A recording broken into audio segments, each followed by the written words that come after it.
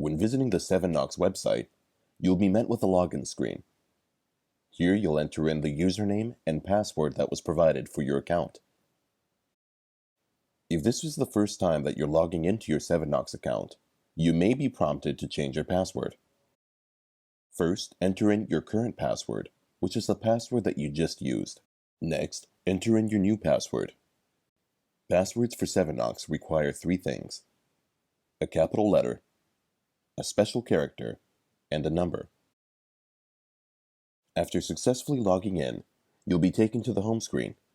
The home screen is also the Create a Booking screen. The main portion of this screen will show all bookings that have been created for a future time or date.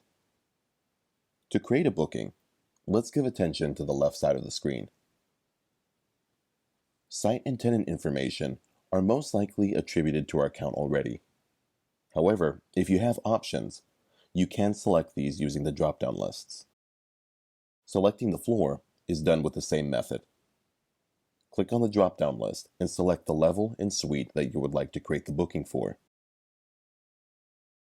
There is also an optional notes column. This would appear in the same line of the booking and can be used for any purposes that you desire. Next, let's select the date and time. The date can be selected by using the calendar, and the time can be selected by using the arrows.